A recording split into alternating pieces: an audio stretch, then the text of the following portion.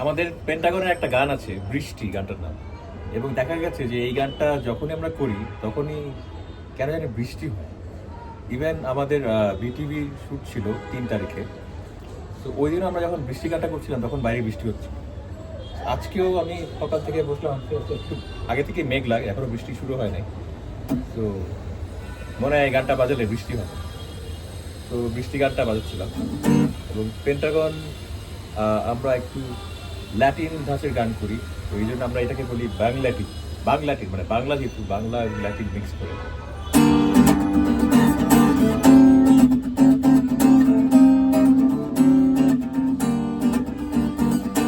এবং আমি বসেছি আমার এই এনিয়া গিটার নিয়ে, এনিয়া নোভাগো SP1।